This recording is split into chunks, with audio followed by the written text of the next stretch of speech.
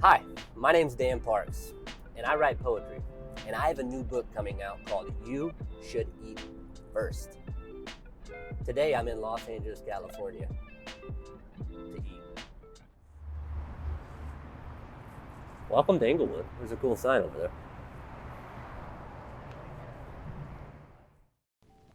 My first story had been in the 10th grade, a high school drama in which a character had the superpower to say what he needed to say. But real life was disguised by a costume of deceit, and truth was hidden away in a boy who hadn't learned to believe. I call it You Should Eat First because have you ever had that sensation after taking a vitamin on an empty stomach where about 10 or 15 minutes later you feel like you want to throw up? This book's a remedy for that. I've arranged this book along the lines of a 5-course meal. We start with the hors d'oeuvres, then we move on to the appetizer, then we go to the salad. Follow that with the main course, and it's all topped off with dessert. So today, in Los Angeles, I'm gonna go to a few local establishments and have that 5-course meal. Randy's. They got some donuts up there that are like this big, right there.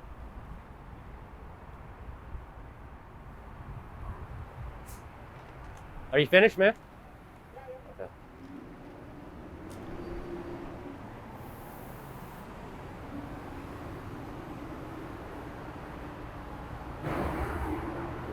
Look at those there.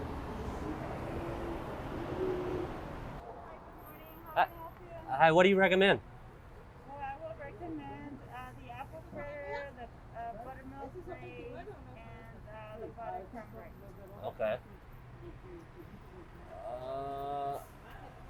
Well, let me have a matcha tea raised. All right. And then a blueberry iced. Blueberry ice. Anything else? That's it. The matcha and the blueberry ice? Perfect, thank you.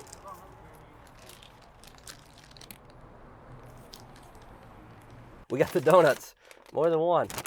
Oh my. Green tea matcha glazed. That's delicious.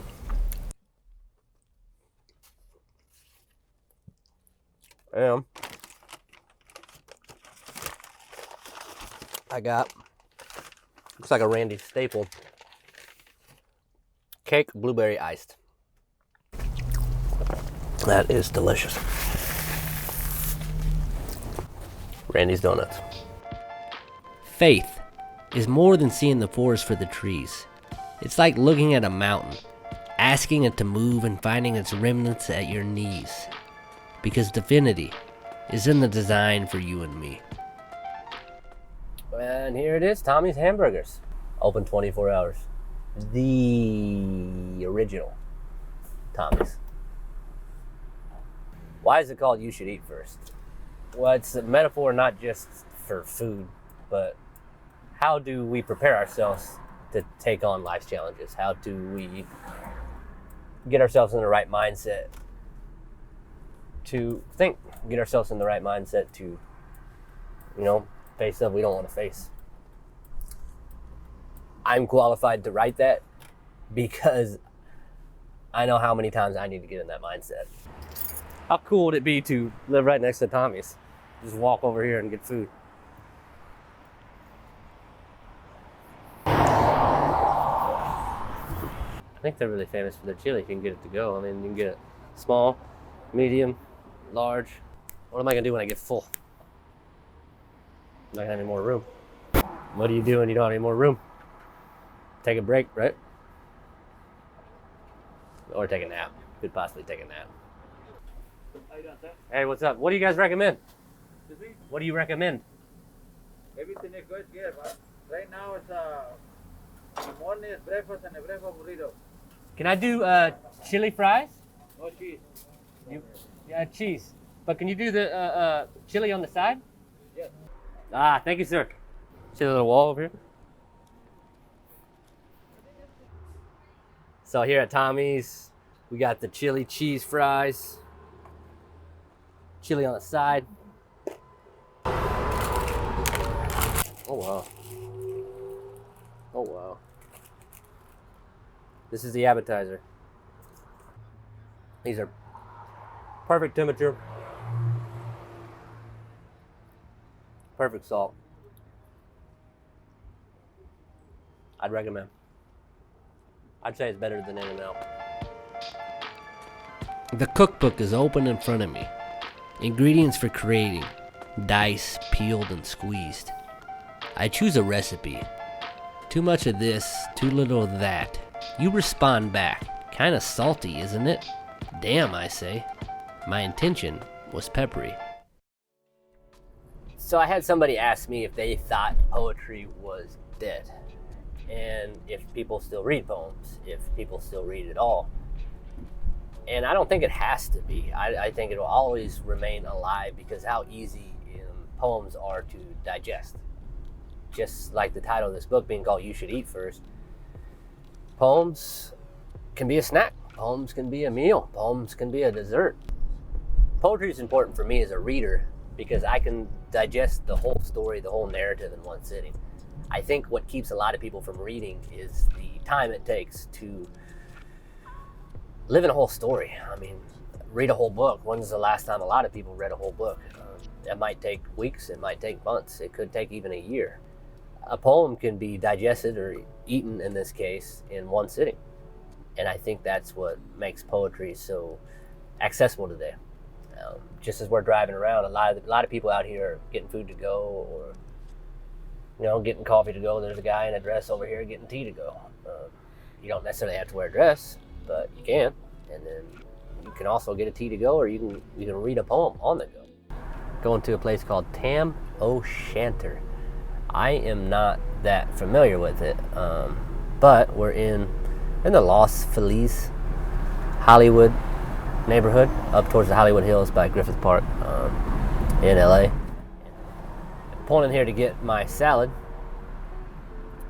I was thinking about why people would want to read poetry, or why I read poetry. I read poetry because of the sense of accomplishment it gives me. Poetry is a quick read. I can read one before I go to bed, and I do. It's a way to shut the mind off, put the cell phone down, pick up the book, and read one poem, and then go to sleep. Because while reading poetry, I also think about writing poetry, and I think poetry is a good way. There's Tam O'Shanter right there. Poetry is a good way for writers to begin writing too, by reading it, because if I can learn from the story arc of another poet and put that into my poetry, it's not copying, but it's like working out for writers. The last two places were hors d'oeuvres and appetizers, and those were actually open 24 hours. This place for the salad is called Tam O'Shanter's, here off of Los Feliz Boulevard, and it is not open 24 hours. It actually opens like right now at 11 a.m. But you know what is open 24 hours? Poetry. You can read a poem anytime.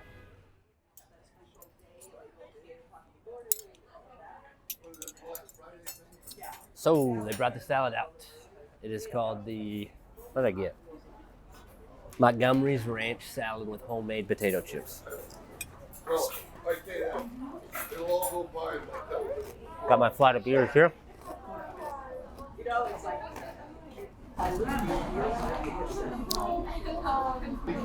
That is delicious.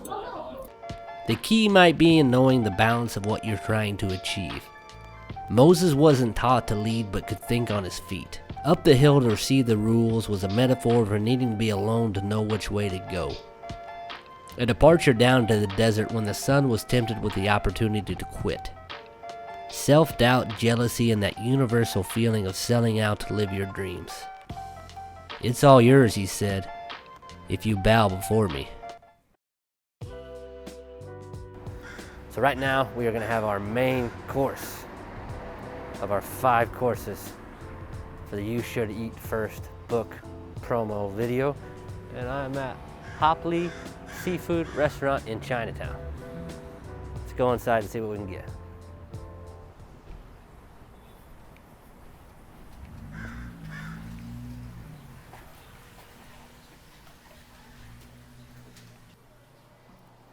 What do you recommend? No tofu with chicken. Mapo tofu, okay? Yeah, number 5. Oh, It's no meat. okay. Is that the picture there? Or no? No, that one. This is shrimp bean. This is eggplant. This is tofu. Does it come with rice? Separate. Can I get that with rice? So how do I say that? Schwinn bean curd?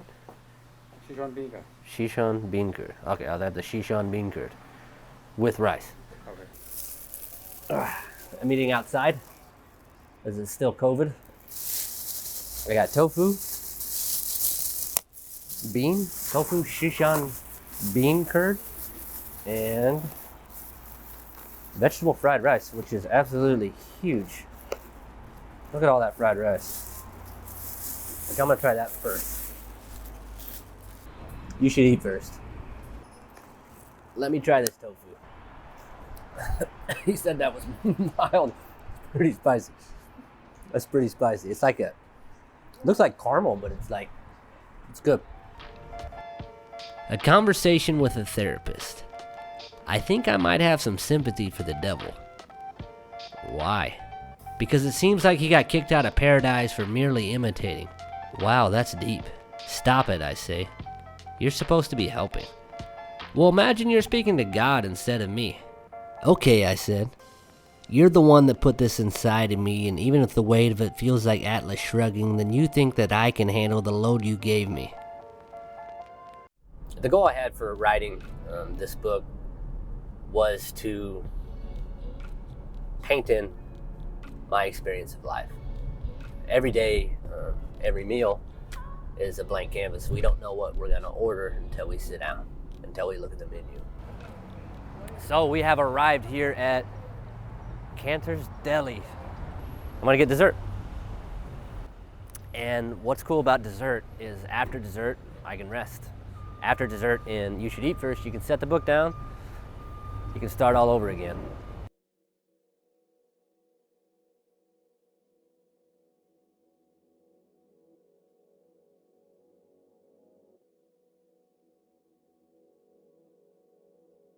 Hi, how's it going? Good. What are you guys known for? Our present moment is only as rich as our ability to define it. As each day changes, we can live by reaction or we can live by purpose. And You Should Eat First is a menu of basically my last year of defining what my days were like.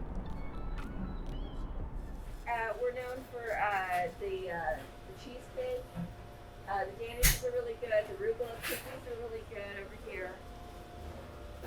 You say arugula cookies? Wow. Yeah. Let me try one raspberry. Okay. Do they come in like deals, like two for, or just they sold individually? It's $12.50 a pound. Oh, a pound. I don't really want to get that. Can she film me or no? He interrupted me. And think about it. I'm listening. Maybe we're not in heaven, and in the hell of this world, it's our duty to venture out in the wilderness to find the answers to the things that we don't know. He looked at me and said, maybe you should eat before you go. Enjoy the book, guys. I put a lot of work into it. By you, I mean me.